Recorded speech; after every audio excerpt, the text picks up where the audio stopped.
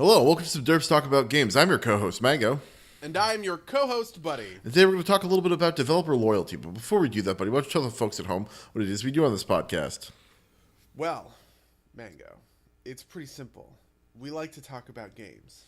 And specifically, today, we want to talk about the concept of like fan loyalty or the loyalty of, like players to specific developers. A long time ago, this is honestly like years ago at this point, we were talking about pre-orders, and one of the things, like one of my big rules of thumb about pre-orders is that I only pre-order from developers that I trust, right? A developer unlocks the ability to get my pre-orders, shall we say, by putting out good games, and putting out bad products diminishes my ability or my willingness to kind of like pre-order, right? So at the time, I probably was talking about pre-ordering, Mass Effect Andromeda, right? Or the next WoW expansion. These are things that I'm very willing to pre-order. But for instance, in the nascent episodes of this illustrious podcast, I talked a lot about how Fallout 4 wasn't the game that I wanted it to be. And that reflected back on Bethesda, where I wasn't willing to pre-order Fallout 76. I wanted to hear what people had to say about it first. And so when we look at developers and the games they put out kind of through that lens, it opens up a kind of qualitative judgment of like, okay, well, what are the things that a developer can do to lose your business? Yeah, and Fallout 76 was I think in kind of the larger cultural sense, was this kind of breaking point for Bethesda for a lot of people. People had made Todd memes about Skyrim for a long time. And it's, I think, been on a downward slide for a while because of the issues with Fallout 4. But this release was bad enough that I think people have really soured on Bethesda. I'm interested to see if that holds forward. I think a similar thing has started to happen with Blizzard. I think there's the perception, if not the reality, that Activision is taking in more a stronger hand in controlling how Blizzard works. Have we talked about this? We talked about Diablo. Yeah, Jason Schreier put out an article that basically talked about how Activision was kind of exerting its influence on Blizzard a little bit more, and implementing kind of cost-cutting measures, and Mike Morhaime kind of isn't there to tank Activision anymore and stuff like that. So it does seem as though there are kind of changes coming for Blizzard. One of the big ones is that after the release of Reaper of Souls, the second Diablo expansion that had been planned was immediately scrapped. And I think this is in like 2012, right? Or like 2014 or something like that, whenever Reaper of Souls came out. And how that was kind of like a big moment of like loss of faith inside of the company, that they were kind of like unwilling to see Diablo 3 through to the end, and instead started working on what we now understand to be Diablo 4. And Diablo Immortal, apparently. Hey. But you see this thing happen all the time, right? Like there's the meme that EA acquires studios and then immediately kills them. I wonder how you feel about BioWare, right? Given that I know that you thought Andromeda was fine, but the kind of popular perception around that was different. I don't think you disagree that it's not as high a quality game as the original trilogy. Yes? Oh boy, do I? I mean, no. But I do think that I think the original trilogy is transcendently good. This actually is a similar thing for Bethesda to a certain extent. Like, I think Skyrim is transcendently good. I think 30 years from now, when we talk about that era of games, people in games theory, games studies classes in college will play Mass Effect 2 and will play Skyrim in the same way that I watched Citizen Kane or whatever. You know what I mean?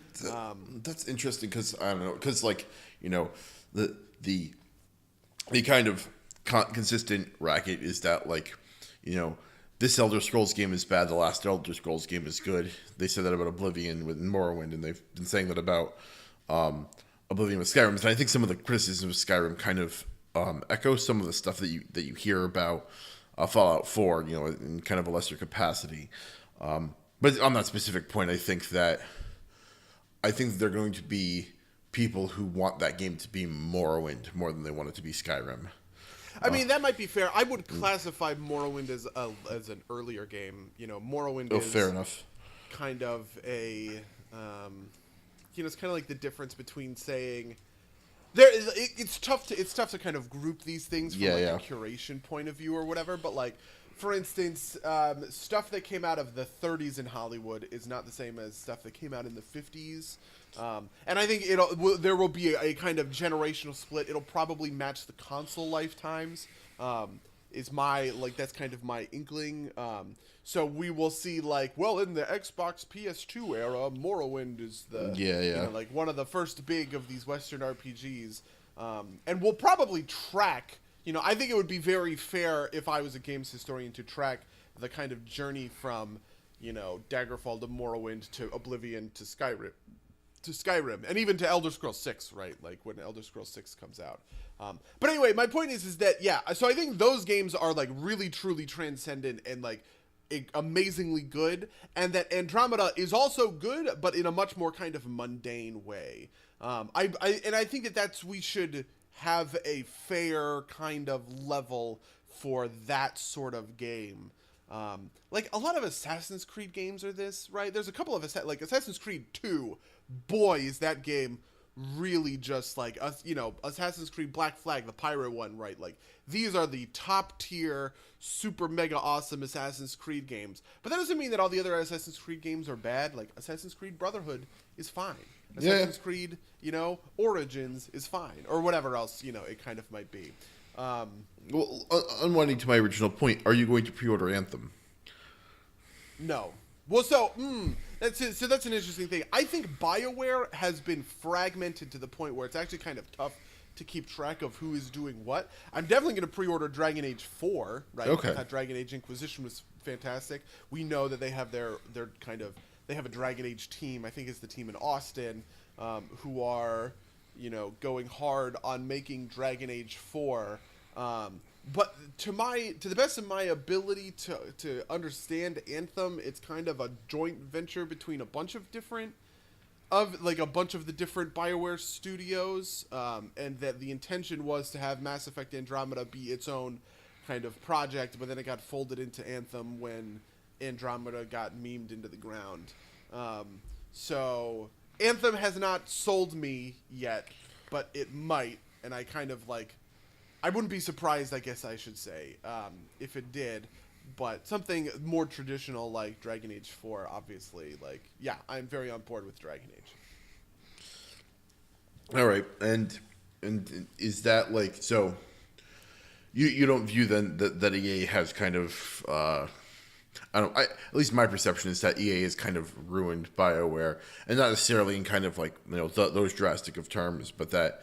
It is not the studio it once was. I think you got a lot of that when the two founding doctors left. I think was when you could start to see this decline downhill. But I guess this is an interesting point because you're pinning this specifically on the Dragon Age team being excellent. Yeah, and for instance, I would also say that the Star Wars, the Old Republic team is a BioWare team, but it's kind of like different and removed from things. Sure. I think we could say the same thing about Blizzard too, right? Like, the WoW team has a lot of respect. It doesn't seem to have these Activision problems. Yeah, and I think largely, you know, by and large, Hearthstone has been pretty solid for Blizzard. Like, I don't hear people. It seems to me that there's kind of like the Diablo category where people are really incensed at Blizzard right now. There's the WoW category where I would say people are disappointed and not is super into Battle for Azeroth, but also kind of like willing to be brought around on it. 8.1 is coming out next week, and people seem pretty on board for a lot of the stuff that's coming out with 8.1, for instance. And then there's kind of like the Hearthstone stuff where people are fine. The Hearthstone community is perfectly happy with Rastakhan's Rumble. Everyone's excited, that is very much business as usual, I think. So yeah, it definitely does fragment out to a certain extent. But I think when you are Bethesda or when you are EA, right? It is kind of harder for people to parse necessarily, right? Like, how much does the average gamer understand that the BioWare team making Dragon Age 4 is different than the BioWare team making The Old Republic is different than the BioWare team making Anthem, right? How much does the the public understand that like the Bethesda that makes Fallout 76 is different than the the Bethesda developer making Wolfenstein than the Bethesda developer making Doom, right? These are all different kind of like groups and categories. So I think you get an easier separation there because you don't think of Bethesda as a developer for Wolfenstein or Doom. You know that they're associated, but it's id, right? Yeah. Like it's they are publishing id's product. Yeah. They're under the ZeniMax umbrella or whatever you want to call it. Yeah. I think to a certain extent, I think when it comes to EA and Activision, I like Activision a lot less than I like EA. Really? I think EA was more willing to kind of let cool projects happen. People kind of forget this, but like when EA was first picking up developers like BioWare, there's actually kind of a lot of hype about it. And like they do things like Mirror's Edge and like Mirror's Edge Catalyst. I feel like Activision never puts out games like that. Do you know what I mean? Where like, yeah, a bunch of people at DICE wanted to do a sequel to Mirror's Edge, which didn't sell well, even if it was kind of a cult classic sort of thing. And they kind of like did it anyway, right? Yeah, but EA has also killed a lot more studios than Activision has. I mean, yeah, but like, I don't know. I think EA is more willing to kind of, I don't know. I guess I think EA is more willing to kind of like allow developers to be themselves to a certain extent. Activision always feels very business focused to me. I don't know if I agree with that. You don't think yearly Call of Duty sequels is business focused? No. I think that's business focused. I just don't agree with the idea that EA is willing to let its developers be themselves or whatever you're saying there. I definitely think Call of Duty is business focused, but EA also does Battlefield every year. EA also does like the sports games in the most terrible way possible, and maybe that lets them be a little bit less. How do I want to put this? A little bit less, or a little bit more hands off with, like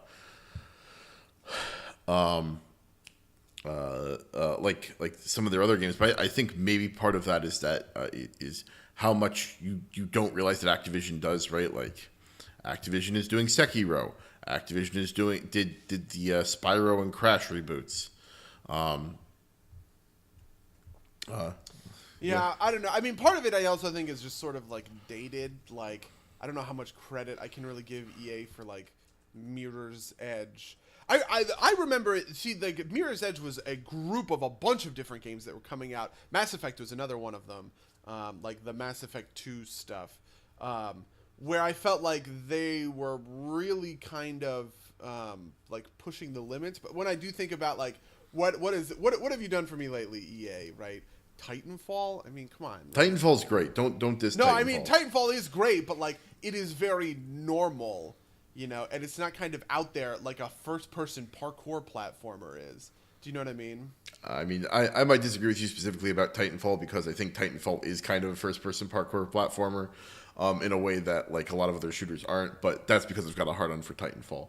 I mean, I think what a lot of this boils down to is this kind of weird phenomena where like when one of these large publishing houses acquires a developer, like the first hand, like the next 5 years after that happens, the developer maintains some level of independence, and then they get swallowed up by the corporate machine. It kind of feels to me like after a certain amount of time, you get absorbed into into sort of like the mainframe, I guess I would say. Yeah. Like, so for instance, you have Maxis and like the Sim games or whatever, and like Sim City and everything like that. And like as soon as you put out a dud, you kind of get like, destroyed for it, right? I'm thinking back and I'm kind of remembering to, like the late aughts, I guess I would say, with games like, Guitar Hero, or like fucking dude, they were the ones that published the Def Jam fighting game. Oh, Do you yeah, remember yeah. that game? You know what I mean? Like weird, off the wall games and projects that I think weren't kind of like chasing, I don't know. Like the original Dead Space is this kind of game. So stuff like that, I guess I would say. Yep. I don't know.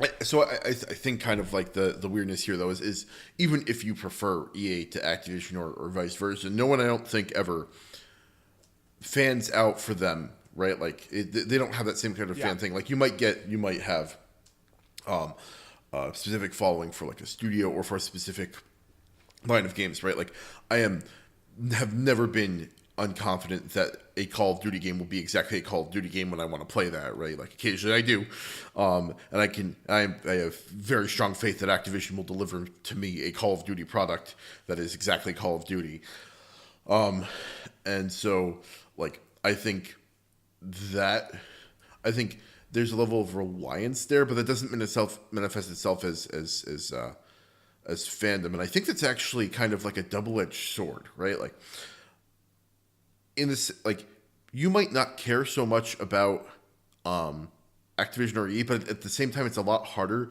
to get mad at them. I think, like I don't think you have this Diablo Immortal type reactions. Because they diversify themselves. Well, I don't think it's diversification. I just don't think that there's an expectation that they'll do it right. I see. To me, I feel like that's just like they put out so many things that it all kind of just like levels out into mush. Like maybe Bulletstorm is your favorite game or whatever, but like you hated, Dead Space 3 or whatever. You know, like those things kind of like end up balancing out. Whereas Blizzard, who puts out one game every couple of years rather than multiple games per year, right? It's a lot harder. Yeah, no, I agree. Which I kind of hate because I don't think that Blizzard should move to, like I think it would be bad if Blizzard started doing more and more kind of releasing of titles inside of whatever inside of whatever year. I also agree. I would much rather see them kind of focus on these like big thick pillars of their platform rather than spread out and start doing this sort of like, well, maybe it'll be a hit, maybe it'll be a flop, but who cares kind of thing. Yeah, no, and I think you're absolutely right because at that point they might as well just be Activision, right? Like they're not trading on the Blizzard anymore. In fact, like kind of in this vein, I feel like almost like the right move would have been for Activision to have put out Diablo Immortal in kind of the same way that ZeniMax Studios puts out Elder Scrolls Online, so it's like half divorced, right? Like I wonder if kind of like this fall of Bethesda, right? Like the fall of Todd, right. is like I don't know a lot about ZeniMax. Like there's ZeniMax Studios, which is a studio, but ZeniMax is kind of the publishing arm. It's a weird relationship. I think there's the ZeniMax Corporation. I think Bethesda is a publisher and a development studio, but I think ZeniMax is also a publisher, and they own Bethesda. I don't quite understand the corporate structure there, but I wonder if ZeniMax, the kind of the corporate, over organization, is kind of the reason why we're seeing these types of things happen. This happens every once in a while where you have like a charismatic frontman for a studio that seems to really care, but in the end it fails to deliver. The Peter Molyneux is kind of the famous example. Oh yeah, Peter Molyneux. Yeah. Wow, I haven't talked about him forever. Yeah, I mean, I feel like Todd Howard's the new Peter Molyneux. And it's just a matter of time before like all that it's very cynical, right? Like it feels almost like what's the line? You either die a hero, live long enough to see yourself. Live long enough to see yourself become the villain. Right, I mean, like Mike Morhaime retired, right? Yeah. Chris Metzen retired. Todd Howard and Peter Molyneux kind of like fell out of the industry. Cliff Bleszinski, David Cage. I think a lot of these guys end up becoming sort of like memes, and in a certain sense, there's like this is something I always find really fascinating because like I don't think there's like Hideo Kojima is a very good example of this. Oh, I think so. My hot take: I think Hideo Kojima might become the villain soon. Like I'm not. I mean, who knows? Maybe. Yeah. But my point is that kind of like I feel like games are much more willing to kind of like turn on like bad. Like think about it this way: if every director, like every like big famous director, kind of got like turned on by one of their for one of their flops or whatever, I don't think we would have a lot of famous film directors left. Sure. You know what I mean? Like, yeah, Francis Ford Coppola puts out Heaven's Gate. That's like a giant, huge mess that's awful and bad, right? And like even Steven Spielberg or somebody like that, like, yeah, he's gonna put out like War Horse, which nobody goes to see, and is not an amazingly astute film or kind of like whatever else. But I feel like there's a lot more resilience because of kind of the ingrained values, specifically around kind of like auteur theory and stuff like that, right? Where you kind of are willing to give directors who make not great movies chances, and those directors kind of like retain their fan base, even across projects that would otherwise like kind of divorce them from that fan base, right? Like, Crimson Peak was not a very well-reviewed Guillermo del Toro movie, right? But it didn't stop his next movie from literally winning the Oscar for Best Picture. Sure. I mean, I also don't think that. I think it's like developers do get forgiveness, right? Like, yeah, Peter Molyneux had to fuck up 3 Fable games before people really turned on him. Todd, like, this is like really the turning point for Todd, I think, even though people have been memeing him for years, it was all kind of in good fun, and I don't think it's going to be in good fun anymore. And Cliffy B died the hero and then came back to make himself the villain.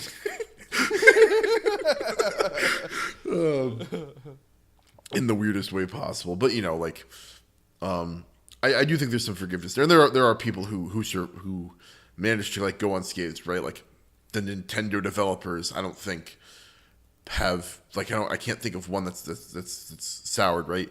Like maybe Shigeru Miyamoto maybe has just like never made a bad game. He's like maybe made an average game once. I would be interested in kind of like picking some of these things apart. Part of it is also kind of like what is loyalty to the brand and what is loyalty to the developer. Ian Hazacustis is not the first game director of World of Warcraft, right?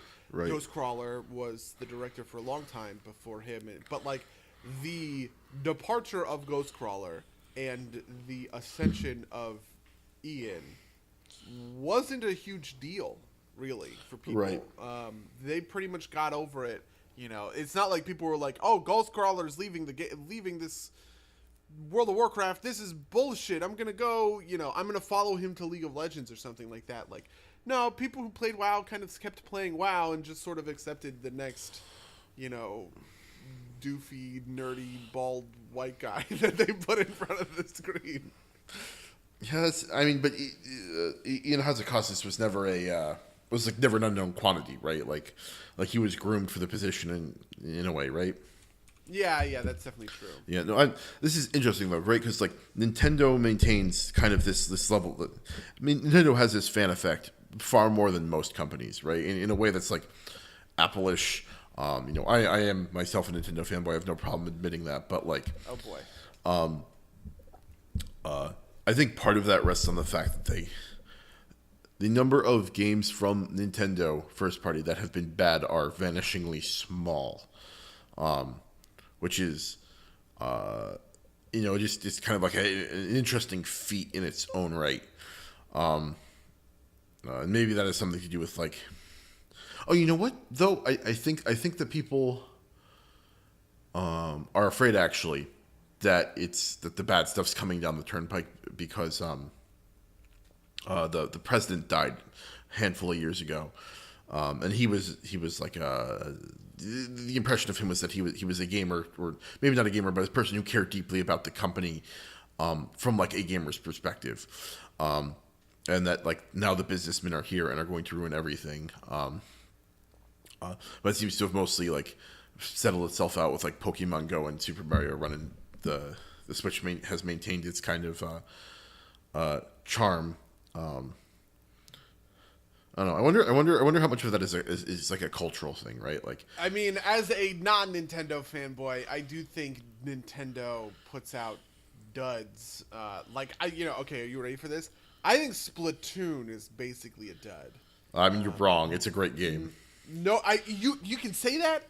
Nobody plays it. That's not true. Nobody plays it and nobody talks about it except for when Splatoon 1 and Splatoon 2 get released. I don't think that nobody plays it, and I don't think that nobody talks about it. I just don't think that you run in the types of circles of people that play it or talk about it. I specifically look for those types of circles because I expose myself to those kinds of Nintendo fanboys, and I understand. And to a certain extent, I think a Splatoon fan base, right, probably looks like a Star Wars: The Old Republic's fan base. It's there, right? It's like number 4 of like the top most. But when we talk about MMOs, we are talking about like World of Warcraft, basically, and then a couple of other ones, and then like the Star Wars: The Old Republic. And I feel like that's what ends up happening with Splatoon. We're talking about Nintendo games, right? And we're talking about a bunch of different, Super Mario Odyssey. Okay, cool.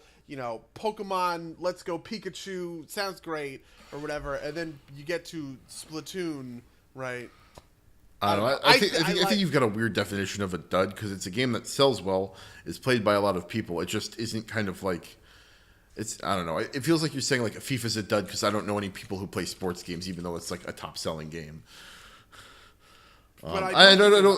Splatoon, I don't think is a top selling game. I will grant you that. That's a bad maybe example, but it's also like not a bad game. It never received as a bad game. It isn't a commercial failure, right? Like there are like, and I like, even if a game is not particularly played, that doesn't mean it's a dud. I think I might just be disagreeing with you on the definition of dud, right? Like, Okay.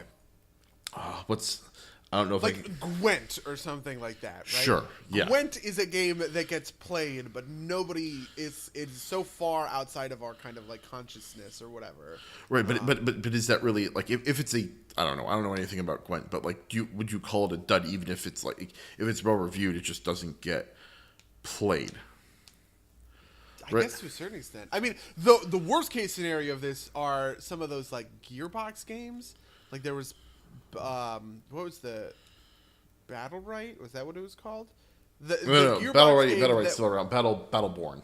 Battleborn, right? That was like Overwatch, and basically got unplayable inside of like a week because Overwatch drew all of the players, and Battleborn got none of the players. I think that Battleborn's still playable. You're thinking I'm of a not trying to different compare one. the like Splatoon and Battleborn, right? Right. I don't think that Battleborn is like a catastrophe because like it doesn't even attract enough players to support itself, right?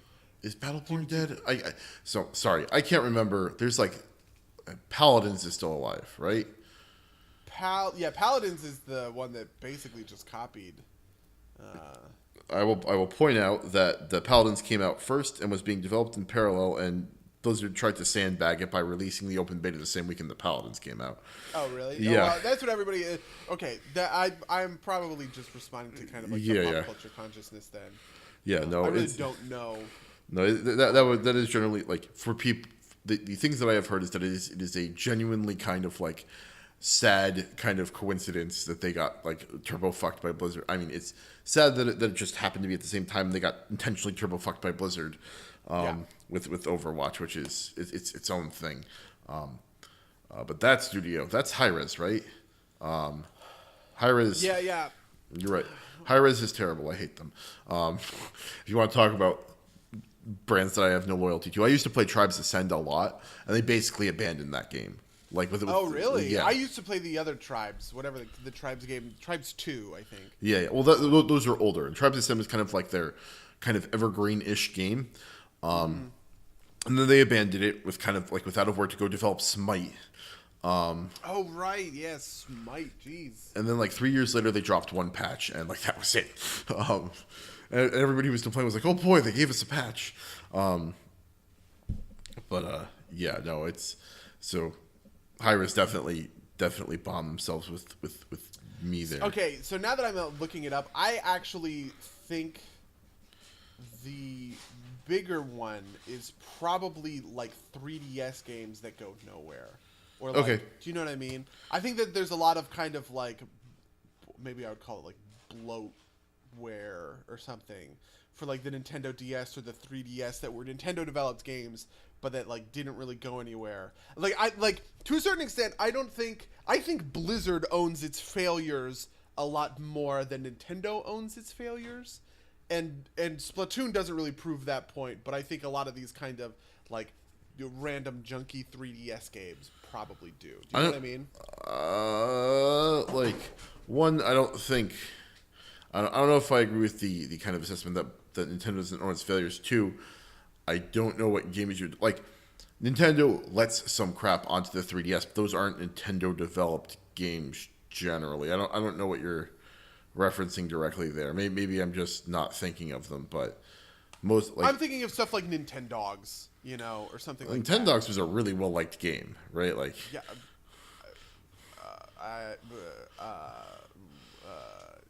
Okay. Oh. like I get your point, but it's like I don't know. I feel like it's really an apples to oranges comparison because it's not like it wasn't meant to be like. I don't think it's a dud because it's like it appealed to the audience that it meant to, right? Like, I mean, that's always kind of been Nintendo's strategy, right? Like, maybe that's part of it, right? That like Nintendo's people are willing to like let Nintendo do these like weird kind of experimental projects that don't hit the core audience and doesn't really piss off their fans. I think that probably happens, especially with like the new Super Mario's. There's like a billion of those for the Wii. Right. Yeah. And I also actually, now that I think about it, I think the Wii has more duds in it too, because there's stuff like Metroid Prime 3 was like. Oh right. Awful. Yeah. No, you're right. There's a couple of Metroid duds in there. There's a couple of. Yeah.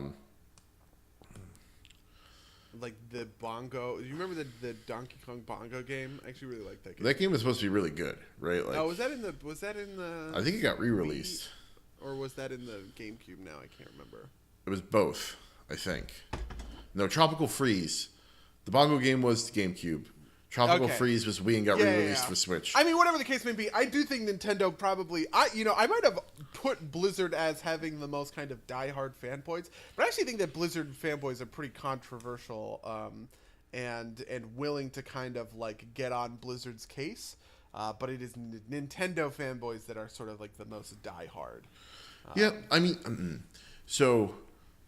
I wonder. I mean, I know that you're going to say, "Well, if they put out a bad game, I would be very like, you know." No. So I think kind of the thing there is that like the core series are generally good, right? Like there's like Metroid, there's some exceptions there. I'll give you that, but like all the Mario games are good. All the Zelda games are like even Skyward Sword, which has issues, people still like. And like I don't know, it feels like the weird thing is that like a bad Nintendo game is like a 7, right? Like it in terms of like the core properties, and maybe that's the difference, right? Like Blizzard only has core properties, right? There is no Blizzard Nintendogs.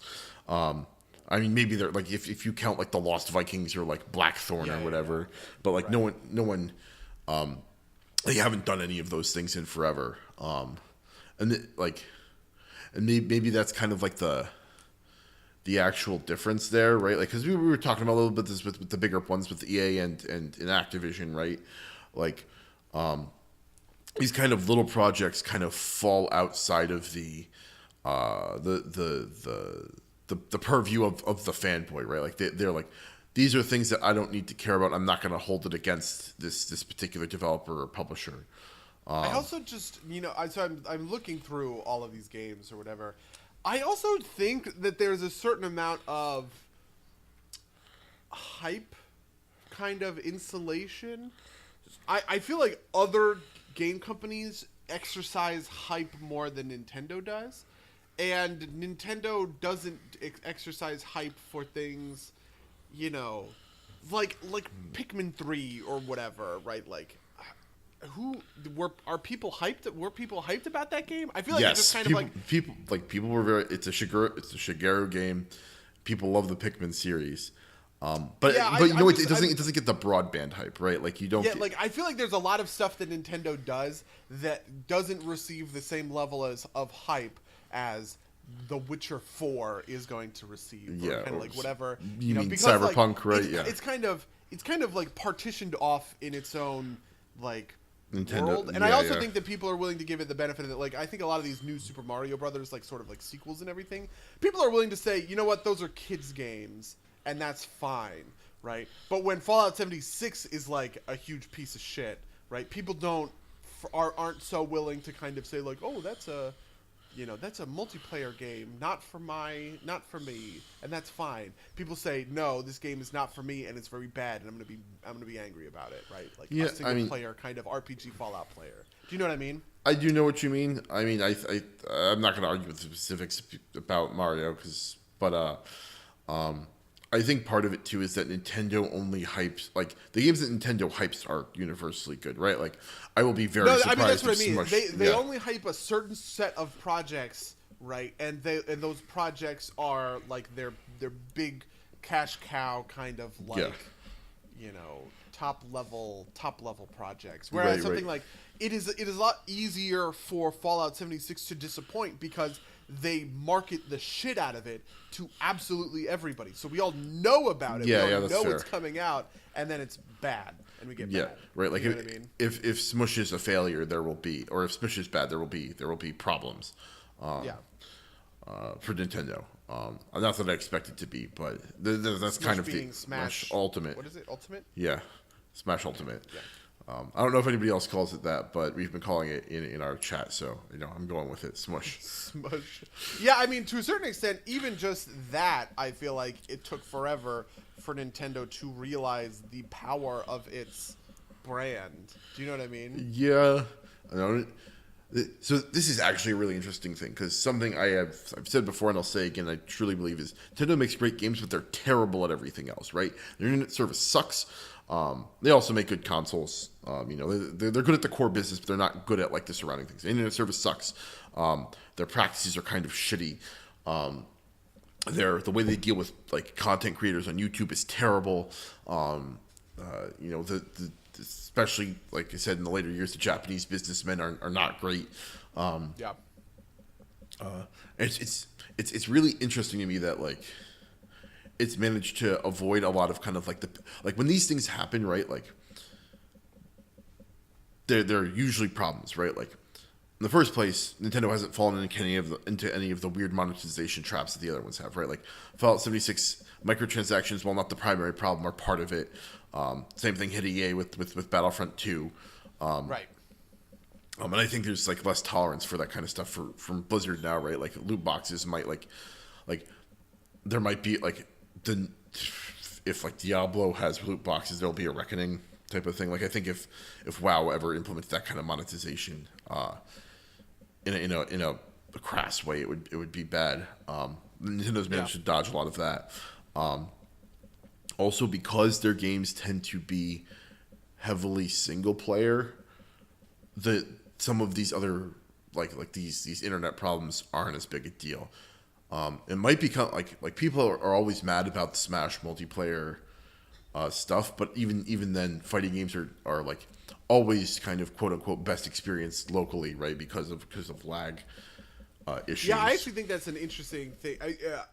Historically speaking, I don't think Blizzard gets enough credit for kind of like honestly laying the base level groundwork that allows us to play like multiplayer games across the internet.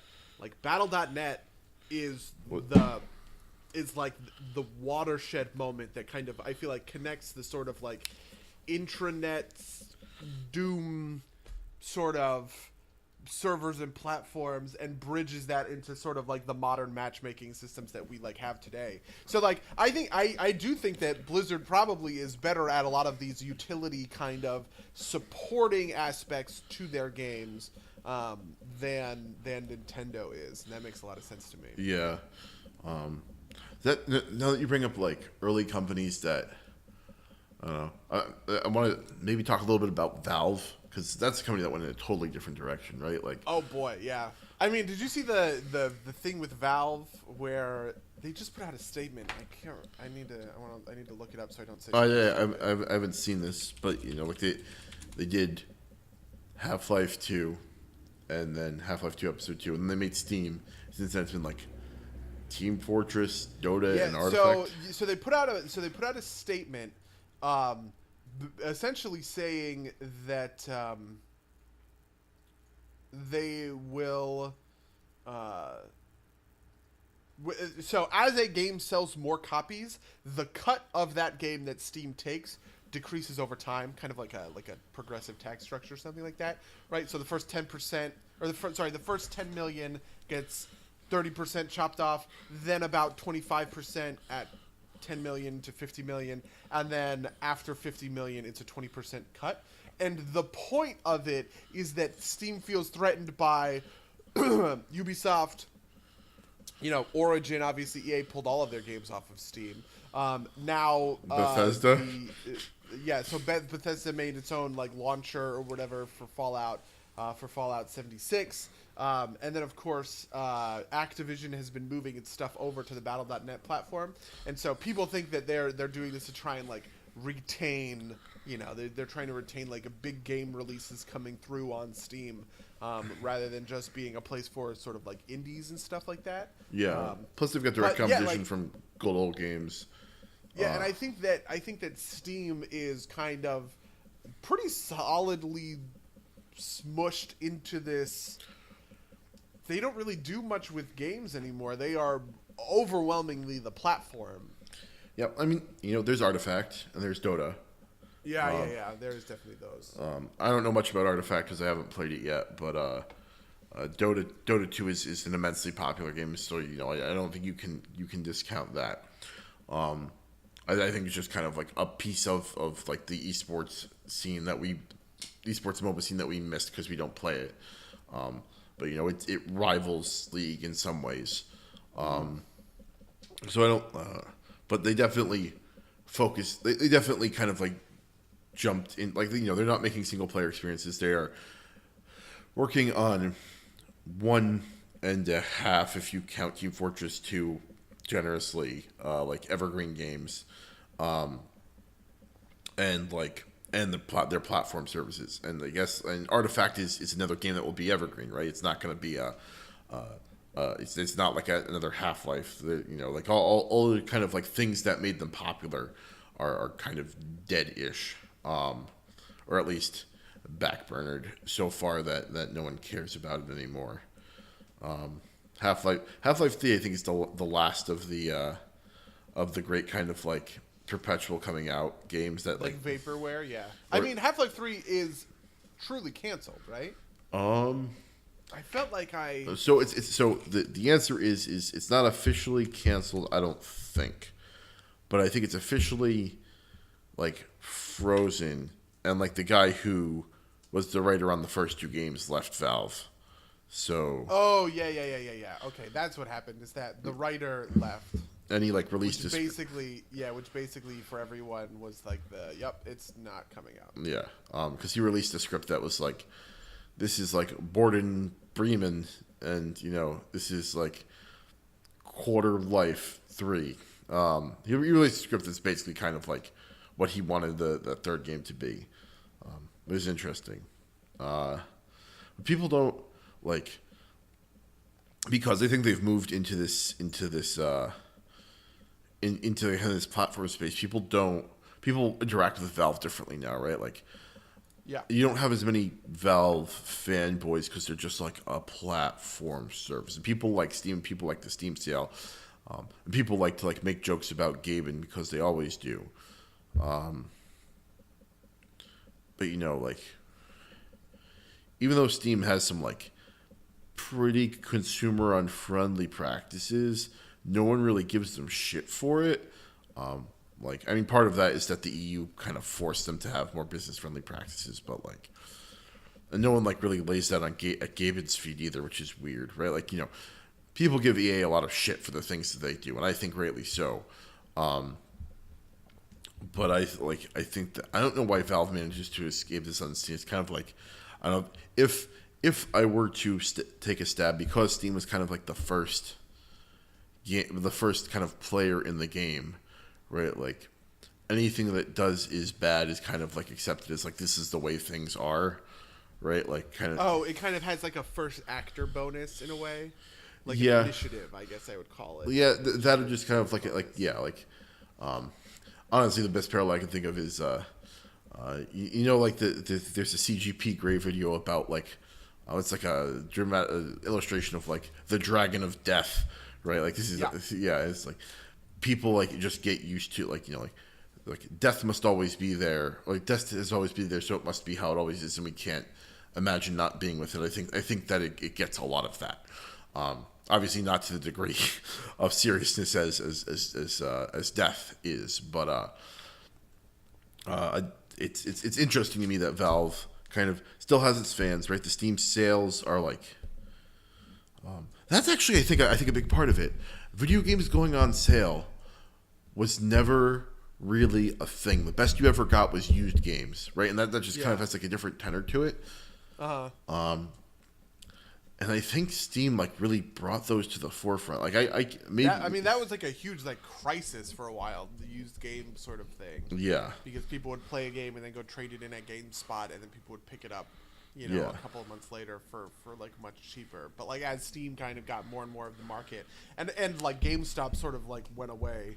Yeah, and I've got my own kind of thoughts about like the first sale doctrine and whatnot, but Steam basically made it so that you didn't have to do that in order to get your games cheaper, which is honestly a kind of stunningly smart market innovation now that I think about it in retrospect, right? Like it feels almost Black Swanish, right? Like that you should have expected this to happen, but somebody basically gave and solved used video games problems by making it just cheaper to buy games new down the line, in that like couple of month window.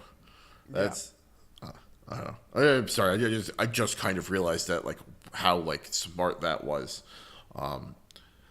Man, that's that was a really good move. But what else is kind of wrapped up in all of this? So what? How do you feel about like the bags thing? Can we just do a quick overview? The canvas bags. Yeah, I feel like that's the thing that is being talked about. I'm interested in your thoughts. So I think the canvas. So for those of you who don't know at home, the $200 collector's edition of Fallout 76 was advertised with a canvas bag. That it would come with a canvas bag and a bunch of other stuff, but it clearly said a canvas bag on it, and they shipped, and it's a nylon bag. And there's a whole bunch of kind of like legal chicanery around this. And I think it is terrible that they did this. I think that they should refund people, or like if somebody wants to return that they should be able to. I think kind of like they're like, so offering they offered 500 like Bethesda coins for Fallout 76 as repayment, and I actually think that this is super nefarious, because effectively if you accept that, you've kind of like in kind of like the legal framing, right? You're like, by accepting that, you're kind of admitting that makes up for the fact that you got a nylon bag instead of a canvas bag, right? Like, even though it's like kind of like someone pointed out that like 500 Bethesda coin gets you a door and a potted plant in the game. And so I think this is actually like super disgusting. But I think, I think that it is a problem, but what I think like the kind of general reaction is it's kind of like, maybe bellwether is the wrong word, but like it's the thing that you can definitively legally pin on Bethesda. And so it's kind of like acting as the avatar of of kind of like everybody's frustrations with Fallout 76. Like we can't really get them for making a, like, made a bad video game and you can't return it now. But they're they're kind of allowed to do that even if it's really shitty. But this is the thing that you can like get them with that they're really not allowed to do. Like this is like a real bait and switch thing, a thing that you could probably prevail in court with. And so people are using it as kind of like the vent for their frustration. In that, like, in the one sense, I think they deserve it for like putting out a shitty product, like putting out a shitty product in the canvas bag. I don't know how I feel about it as kind of like this substitute,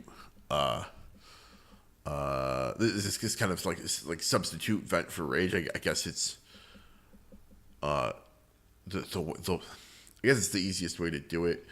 I just worry that like I'm interested to see kind of like there were thoughts there was talks about lawyers floating around the subreddits trying to get people together for a class action lawsuit based on the quality of the game itself. That basically the game was broken, you were sold a broken product, and so you're entitled to a refund, something like that. I'm not a lawyer, I don't understand the full scope of that. But I guess my fear is that if everybody latches onto this canvas bag thing because it's such like a fucking home run, that they won't be held to account for kind of like the problem that it like the problem that is releasing what is essentially a broken game. Although that's its own bag of worms, right? Like if you can like at what point can you say a game is broken, and be able to take action over? What are your thoughts? So in general, my perspective is that this is pretty awful, and I like the idea that you call it the bellwether effect specifically because it's something that you can like point to. It's easy, I think, for fanboys to kind of like rationalize stuff away, and there's sort of like it's like a self-reinforcing ripple effect in a way and I've engaged to in a certain amount of this, right, where you say like, oh well, loot boxes are like not so bad, here look at the loot boxes in this game that are not so bad, right? And you kind of like you accept these small kind of incremental like these incrementally like bad things. You boil the frog. Yeah, but at a certain point now you hit like this canvas bag thing, and it's like definitive. There's no way to be like, oh well, I mean, I guess you could. What did Bethesda say? Bethesda was like, oh, it's too expensive. Yeah. So like hypothetically, there's some Bethesda fanboy out there that's like, well, it's too expensive. They just couldn't. Well, they wanted to, but they just couldn't give it to us or whatever. And it's like, I don't know. I feel like those kinds of watershed moments are very powerful and they're very useful, even when I disagree with them, right? Like the Mass Effect 3 ending or something kind of along those lines. So yeah, and I also think that Fallout 76 as well is one of the most kind of like nakedly cash grabby games, from just like a performance and like mechanical standpoint. A lot of the talk that I hear about it, even from people, I pretty famously didn't like Fallout 4 all that much. Fallout 4 really got on my nerves, even though I have like 200 hours in it. And even hearing from people who loved Fallout 4 talk about things like, well, the engine just can't support a game like this, and it was stupid for them to even try, right? That kind of stuff to me is really interesting, because I feel like people don't talk about that sort of thing, and I don't think that people are good about talking about engines or whatever. That there isn't a lot of understanding of what an engine is, to be honest. But it's like that's the ripple effect where like this one bad decision is now causing people to become like better and smarter about a lot of things. Do you know what I mean? Yeah. I don't know if I have anything else to say past that. But that definitely makes a lot of sense. I'm definitely on board with that. Yeah. So. Yeah. I'm trying to think. What's funny that we haven't talked about is the Creative Assembly, which I feel like I fanboy out for more than basically anything. Like even as I am a true stan for like these Blizzard games that I spend all my time playing, I'm super pumped for. I was even just like burned by the release because even though it ended up being, did I ever tell you about that? That ended up being my user error. Yeah. That kept crashing the game because it reset my DirectX settings and it put out with DirectX 12 instead of DirectX 11.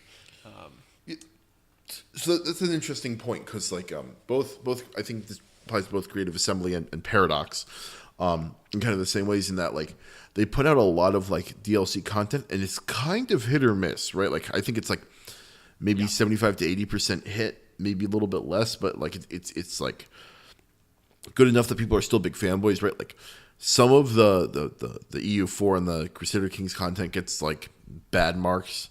And it's the same thing with some of the Total War stuff, but like it doesn't seem to stop people from from loving the companies and loving the games, which is really interesting. I think it's a good example of game building good faith for the Creative Assembly and for their Total War series. I just think that Total War Warhammer and Total War Warhammer 2 have just been such good games with good DLC, and with good mechanics and all these other sorts of things that it earns them the goodwill in order to make, in order to like make decisions that will kind of like work out for them. I mean, they put out an expansion for Total War Attila and Total War Rome, which were, these are years old games by now. Because they wanted to cater to the historical fan base that wasn't all that interested in Total War Warhammer. They have Total War: The Three Kingdoms coming out next year, also for that kind of like historical fan base. I don't know. I feel like there is a lot of among like Total War fans. They have very authentically and sincerely garnered that goodwill by putting out good, solid products for their fans. And to whatever extent, they are reaping the benefits of that, right? Sure. But I think kind of the point is that like not all the products are solid. It's just I think that maybe part of that has to do with kind of like rapid iteration, right? Like no stinker, like no base game is a stinker, and no stinker or piece of content sits out there too long before being followed up by something that's at least moderately good. Yeah. And it's not like, and because the base game's good, if you just don't want to play with the DLC, it's not like a huge deal, right? Like people don't like I know that people for a long time didn't like the Monks and Mystics Secret Society stuff because they thought it was broken in CK2, but it's very easy to just like not play that expansion for a while, or if you don't think that the content you get is worth the $10 that they ask you to pay for it, you just wait for a Steam sale and pick it up for $2, and it's not like. I mean, maybe part of this is that they're single player games primarily, right? Like some of I think the issue you get with like some of these larger multiplayer things is that you kind of have to be on the latest stuff in order to be like really engaging with the game.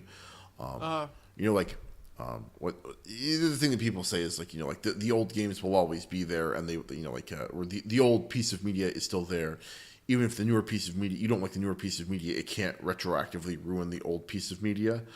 And I think that there's some nuance there, but I think that that's like a thing that holds a lot truer for games, for single player games, than for multiplayer ones, especially when it's like additive, right? Like when there's additive DLC. Maybe it's also just kind of like kind of the nature of the niche, right? Like there aren't a lot of like grand strategy game publishers out there. Like there's like and I also think that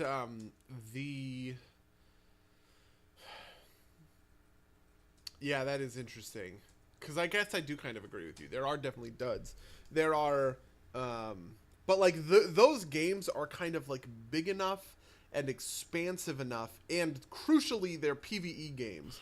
Right. Such that I just don't think that they can really be brought down by bad DLC in the way that like for instance, if I'm playing Overwatch, right, and I'm a Genji main, but a change happens to, let's say, Winston, right, who's a character I never play. That change to Winston can still ruin my game. Yeah, right? That's fair. Because an out of balance game is kind of like whatever.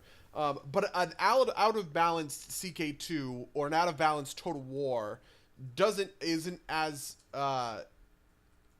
effective because you just play something different. You just play, I'm a high elf player, and sure, maybe, this isn't, the Beastman expansion isn't great or whatever, but, when I'm playing my high elves and I just kind of run into the Beastman hordes every once in a while, right? Like, that's actually kind of just fun and fine. I'm not going to worry about it. Do you know what I mean? Yeah. Also, it's generally not mandated, at least with the Paradox stuff, that you play with it, right? Like, if you're playing Overwatch, you have to play with all the latest changes.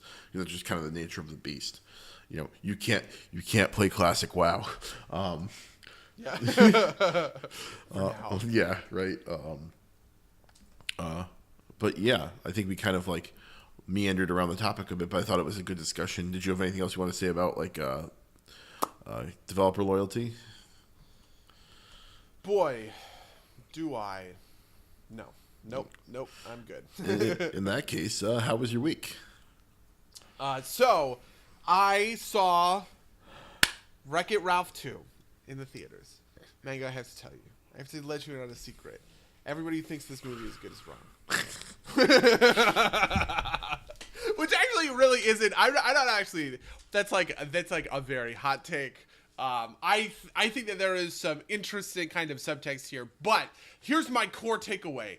Wreck-It Ralph breaks, or I'm sorry, it's just Ralph, right? Ralph Breaks the Internet is just the Emoji Movie with like good baggage, right?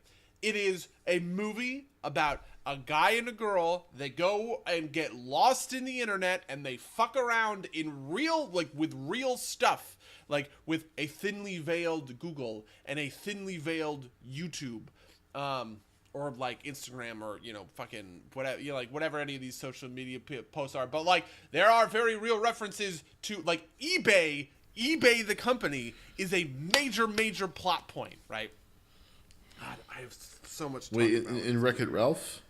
Yeah, in Wreck-It. Okay, I'm not gonna give. I'll give a spoiler warning here. This is spoilers for Wreck-It Ralph 2. Please listen to this because it's gonna be funny, I swear. But also, Wreck-It Ralph 2 don't go see it because it's bad, or do go see it because it's the Emoji Movie, but people like it for some reason. I don't understand. Anyway, so the core thing with Wreck-It Ralph, right, is that Penelope. Do you remember Penelope or Vanellope? Yeah. The girl. So the steering wheel on her arcade game breaks, and the only replacement is on eBay, right? And so her game is going to be thrown out at the end of the week unless they can get the steering wheel back in time. Okay. So Ralph and Vanellope go to the internet through the Wi-Fi that's plugged into their like router or whatever, and they go to eBay and they bid $27,000 to get the steering wheel, but then they don't have any money, so they need to get money to buy the steering wheel. And this, I swear to you, this is not fake. Okay, this is a real plot point in this movie. They go first, they click on an annoying pop-up ad that says, earn money playing video games, that takes them to an RMT website where they will find loot in video games and sell it for money. And this is all played for comedy, okay? All of this. It's funny. Then they go to one of these games, which turns out to be like a crazy racing game called like Slaughter Race or whatever, to try and get the car. They almost get like a big famous car, and if they had gotten it, they would have gotten the money or whatever, but they don't get the money. Too bad. But Vanellope is like, oh man, this fucking like this race place is so cool, I want to stay here. But Ralph is like, no, we need to get you the steering wheel. And she's like, oh, but okay, fine, whatever. Then Ralph becomes, I kid you not, in the space of a day, a trending YouTube star. BuzzTube. They call it BuzzTube, which is not YouTube, obviously. Yeah. By making meme videos. And the way that they do this, unironically, this is not a joke, this is not a punchline. He literally is sitting there talking to the personification of the YouTube algorithm. It's like, how do I become famous on YouTube?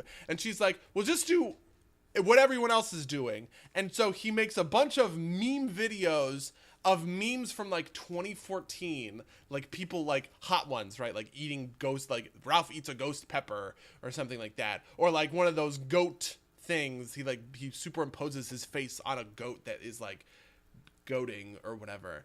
And so all of that stuff is going on, which gets Ralph the money to buy the steering wheel, which he buys. But then Vanellope is like, well, I actually want to go hang out in Slaughter Race. And so Ralph is like, okay, you can't do this. You have to come home with me. I'm really insecure about our friendship. I love our life in the arcade, and I don't want you to stay here in Slaughter Race, even though you have obviously like connected with the spontaneity of this modern gameplay better. So he goes to the dark web. He goes to the dark web and buys a computer virus that crashes Slaughter Race by exploiting like Vanellope's like broken code or whatever, because she like glitches or whatever. That's like from the first game, or the first movie, from a first game, right? And because what it does is it targets like insecurities in the code in order to break in order to like break the game. And because Vanellope isn't part of Slaughter Race, she has to get out, or else she's going to die or whatever.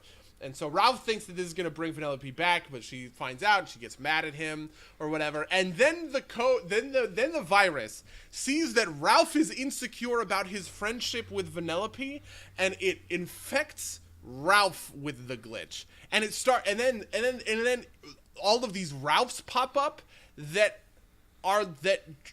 start fucking up the whole internet, and he is like these Ralph clones that are the embodiment of his insecurity start breaking like the internet, and then the Ralph clones all band together to make a King Kong sized Ralph clone that is honestly nightmare fuel because of the way that they animated it. It is really weird how they were able to put these like Ralph things together. And so Ralph has to beat his own insecurity in order to like save Vanellope or whatever. And this is basically the exact same plot as the Emoji Movie, except with a little bit of a different theme. And people hated the Emoji Movie and love Wreck-It Ralph for some reason, and I don't fucking understand. Because people are fanboys for Disney.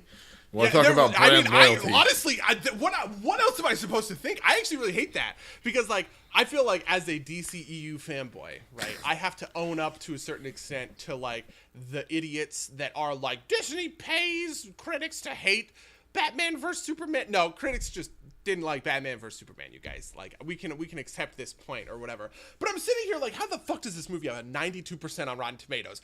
It tells kids to go to the dark web to solve their problems. It tells them to click on like clear malware. Like, what? It tells them to do RMD in video games. I don't understand that at all. Also, by the way, the virus that threatens to break the internet is never followed up on. Talk about a plot hole, right? The virus starts copying Ralph, and they just care about the Ralph copies. Nobody gives a shit about the virus. So it's still out there, right? What? I don't understand this movie.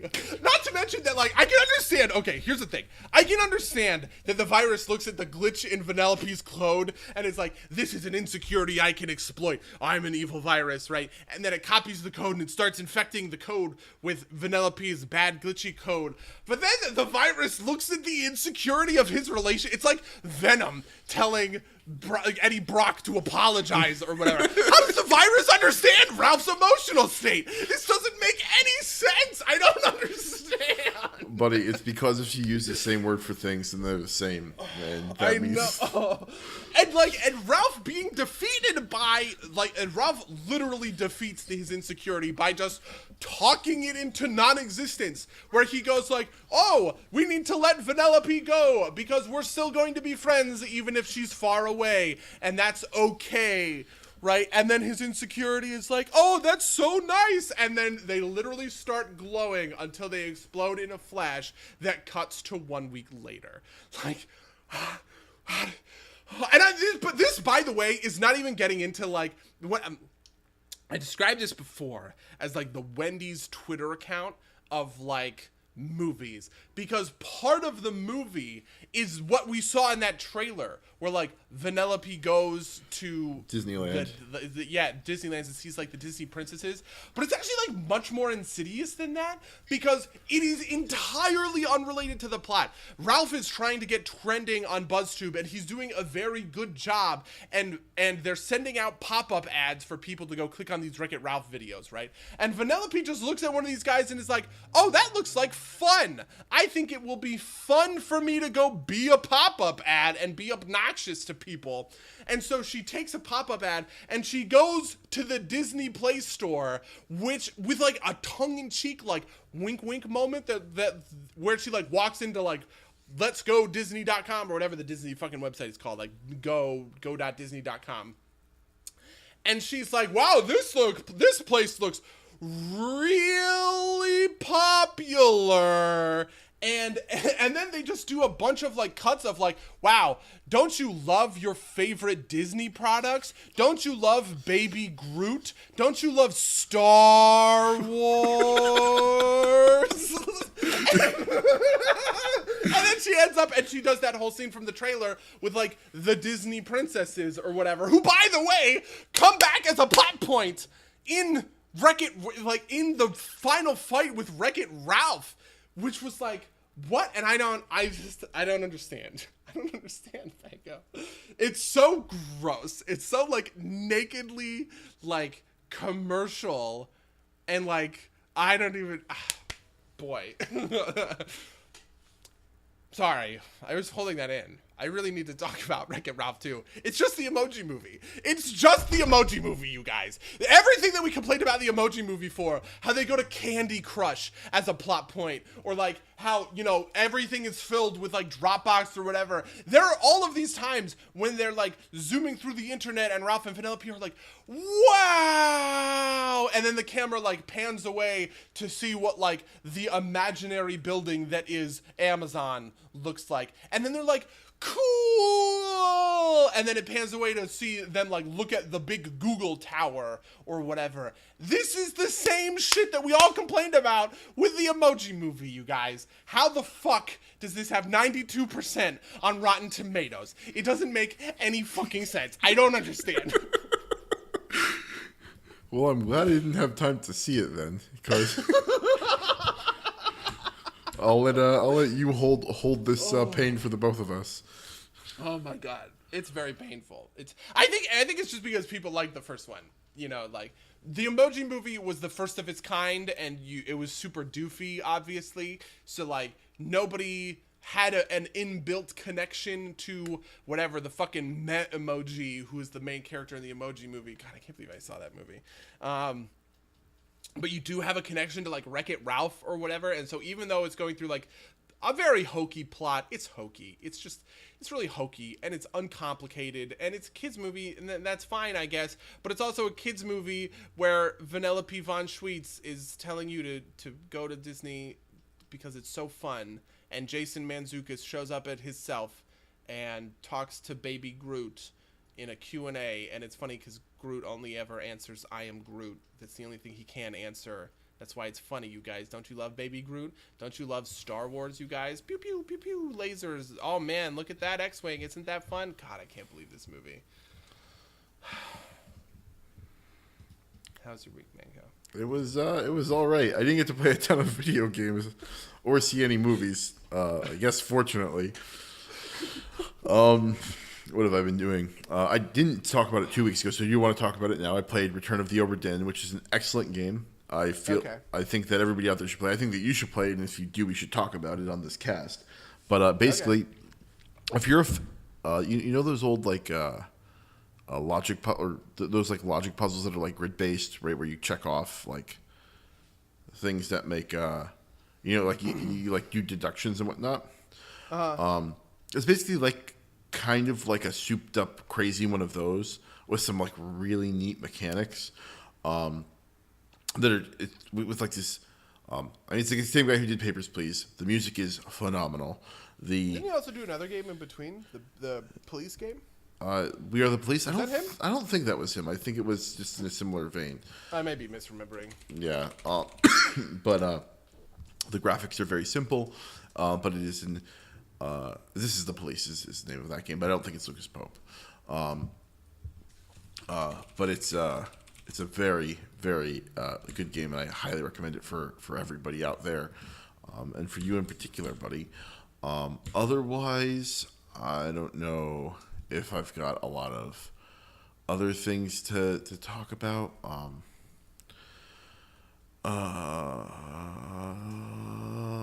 Yeah, it's Weappy, not Lucas Pope. Okay. What I was actually going to talk about something else, but I can't remember what it was. Well, so funnily enough, we mentioned Artifact, and I do want to mention. So the interesting thing about Artifact is that everybody has been predicting that Artifact is going to be the new Hearthstone, and everybody is going to go move to Hearthstone immediately and be much better, and all of this, like, and essentially kind of like it coincided with the post-expansion doldrums, kind of, where like it's month 4 after an expansion has come out. The meta is pretty stale. You've been playing a lot of the same decks. There's obviously not like buffs or nerfs coming in all that often, so like there's not a lot to do. A couple of famous streamers like Disguised Toast basically stopped streaming Hearthstone for 3 weeks or so before the new expansion, just because he was like, this meta's kind of played out, I'm not super into it. This kind of happened with a bunch of different like big Hearthstone streamers and stuff like that, and a lot of people were turning to Artifact, and they were like, oh, Artifact is going to be the best. Also MTG Arena, they were like, oh, Artifact is going to be the best. MTG Arena is going to be the best. But then Artifact actually came out, and Artifact has a really shitty monetization system. Not only do you have to pay for the base game, but like it's a worse monetization system than Hearthstone is or was. And then also, what's worse about it? You mean it's more expensive? Yeah. It's just like it's very expensive. Getting cards is like hard and complicated apparently. And then apparently like the game itself just like isn't that much fun. Disguised Toast basically put out a tweet that was like, there are some interesting strategies that go into Artifact, but it's just like not the game for me. And that kind of like that sort of stuff. It was also kind of interesting seeing people compare it to Magic the Gathering Arena, because obviously Magic has like a much longer kind of longevity. So yeah, Artifact has kind of fallen flat on its face. Also, the community apparently sucks. I was reading a bunch of stuff about people complaining about how the community in Artifact is just hugely.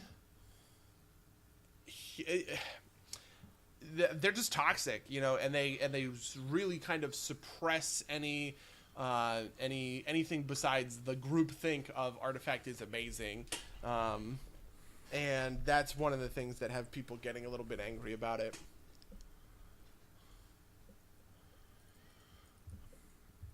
Yeah, that makes that makes sense. Man, you know what else? So you know what else I did? I don't know that I want to do this one because this is a big spoiler. This is a bigger spoiler than Wreck-It Ralph 2.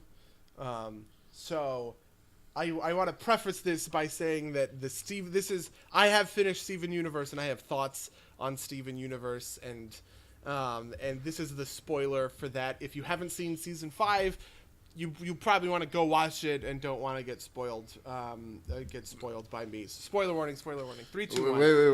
Wait. I haven't seen it yet. Do I want to hear this, or do I want to go? So you already know the plot twist, right? Yes, that the pink diamond is rose quartz, right? Yeah. Okay. Yeah. So that plot twist, which I was really kind of okay with because I thought I knew where Steven Universe going, has kind of turned out to be a little bit gross and bad the more I think about it. It's kind of one of those things where, it was funny because I wanted to watch Steven Universe because there's a YouTube video that said Steven Universe is garbage and here's why. It's like 2 hours. And I live for these kinds of big, long video essays about stuff. And I really liked Steven Universe at the time, right? I was like, Steven Universe is a really, really good show, and I wonder what somebody could find so heinously bad about it, sort of thing. And then I basically watched season 5, and it got kind of bad. Specifically, the pink rose, or I'm sorry, the pink diamond rose quartz reveal, which was apparently a pretty big fan theory for a long time. It just adds a lot of really gross kind of like overtones to the series in a way that I don't think the series quite reconciles with that. It makes Rose a very selfish woman because she basically like condemns this whole planet to war and like the gem war, because she kind of like starts her own rebellion and is kind of quote unquote playing both sides, if that makes sense. Yeah. But then like, and so that's that's shitty. And there's a little bit of fallout about that gets kind of resolved, where basically everyone, when the big secret comes out, everyone is a little bit like, whoa, like Garnet unfuses for a really long time, because they were like really shaken to the core about that. But I don't even think that the show kind of mines the depths of the selfishness of that decision. And on top of that, it puts like a really weird relationship between Pearl and Rose, because Pearl was always said to be a free Pearl, right? But it turns out she wasn't. She was Pink Diamond's Pearl, who was also Rose Quartz's Pearl, which is like, okay, so now she's like a slave that fell in love with her master. That's really gross. And then on top of that, it kind of doesn't own up to the fact that like Pink Diamond is part of this giant group of space fascists and doesn't really there's a lot of that stuff that doesn't really come to the fore. Like only now when she comes to Earth is she willing to stand up to the space fascists, but she's not actually willing to stand up to the space fascists, because the reason that she created the Rose Quartz identity is just because Earth is kind of neat and she likes it there. There's nothing about, she doesn't condemn the space fascism that she came from at all. She just kind of whines pathetically to them to try and get them to let her keep Earth as not be a bad place. But then they made, it's a very weird decision. And then the worst part about it is that, so the other piece of this is that, oh man, do I want to spoil that for you? Because do you know how the season itself ends? No, but you could go ahead and spoil it for me. I don't... Okay, yeah. So the diamonds. So this, I was actually kind of okay with this change for one reason. I thought it was setting up a civil war between the other two diamonds, right? I thought it was setting up a civil war between Blue Diamond and Yellow Diamond, because we'd seen a lot of that, right? Yellow Diamond is angry and vindictive and aggressive, but Blue Diamond is just sad that she lost her friend, right?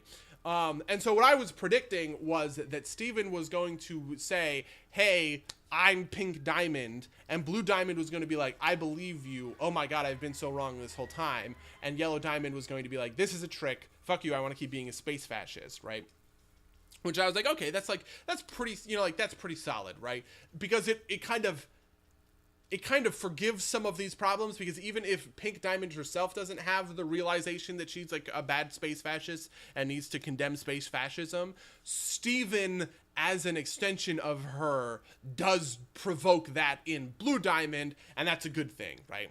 But that's not what happens.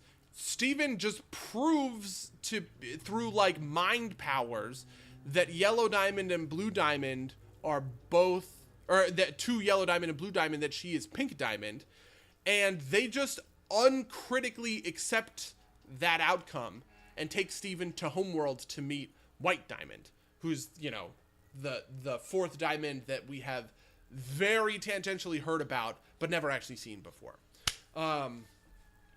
And it is so weird, because it's one of those things where it's like, we were just fighting to kill each other, and now we're all completely fine, right? And to a certain extent, I think Steven Universe has earned that with, for instance, Peridot, right? Over the course of a couple of different episodes, they dismantle Paradox limb enhancers or whatever. And then she like camps out in the toilet because she doesn't have any powers and she can't really do anything. And eventually, she comes around over the course of multiple episodes and sort of is redeemed. But it seems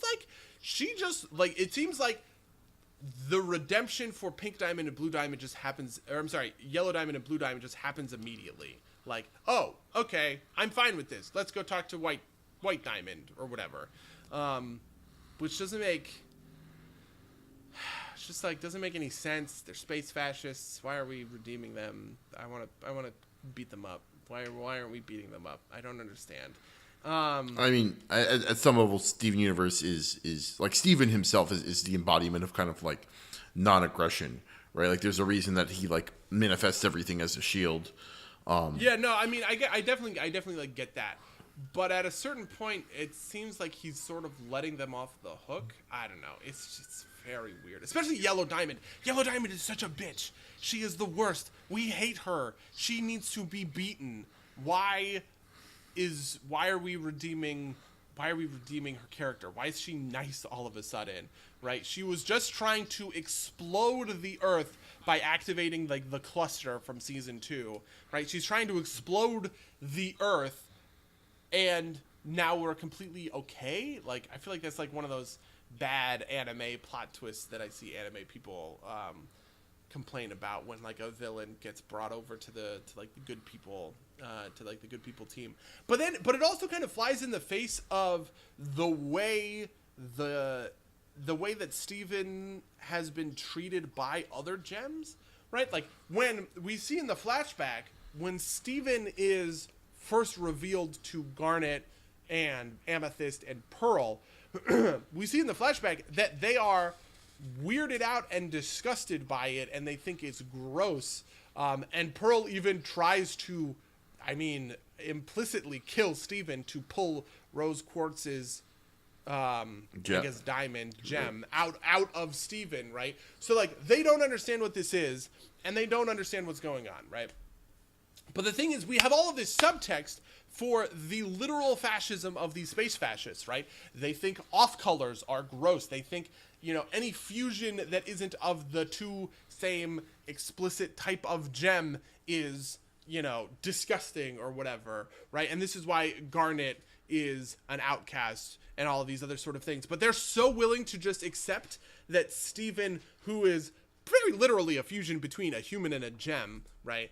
That Steven is Pink Diamond without having any of those kinds of like questions. I don't know. It does not work. Well, that's certainly a thing.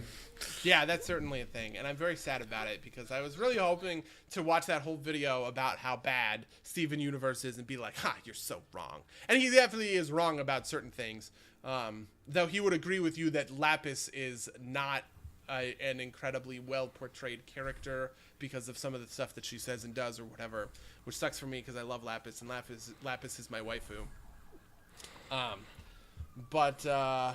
Okay. Yeah. People think that Steven Universe is ending next season, so they are kind of like rushing to a conclusion-ish, like a conclusion adjacent space, by kind of like papering over the sort of mini bosses, I guess if you want to say, of Blue Diamond and Yellow Diamond. Fair enough. Yeah, I don't know if I got much to say about that. When was the last time that you like were up on Steven Universe stuff? A number of years ago. Okay.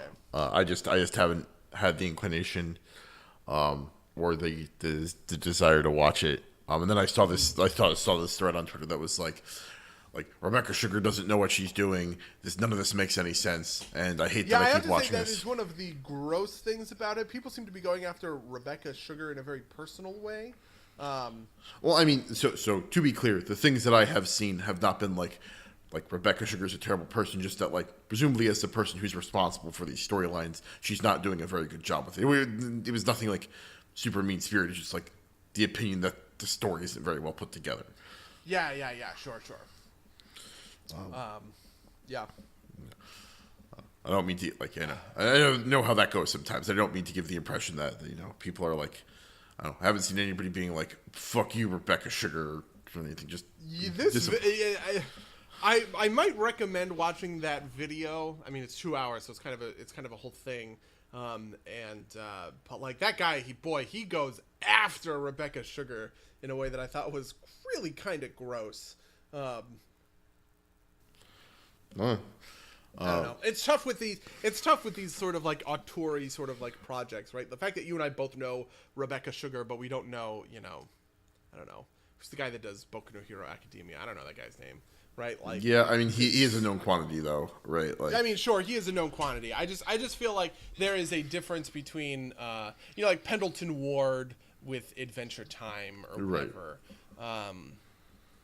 These guys have like a certain like all-star sort of profile, and that kind of means that when they make good decisions they get a lot of credit, and when they make bad decisions they get a lot of blame. That feels about right though, right? Yeah. Yeah. Well, that's the way it goes, I guess. If you want to be an auteur, you have to accept both kind of like ends of that.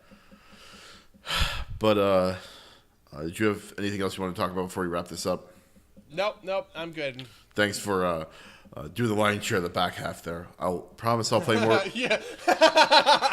I'm just making. I promise I'll play more video games this week, so I have more interesting things to talk about. But if you'd like to email us and tell us what you think about video game studio loyalty, or any of the other things we talked about in this program, you can email us at somederpsplaygames@gmail.com or podcast@somederpsplaygames.com. You can follow us on twitch.tv/somederpsplaygames. You can follow us on YouTube, on SoundCloud, leave comments anywhere, give us a review and a rating on iTunes, all that good stuff. Did you have anything else that you wanted to promote? I have nothing else that I'm looking to promote. In that case, until next time, dear listeners. Until next time, loyal listeners.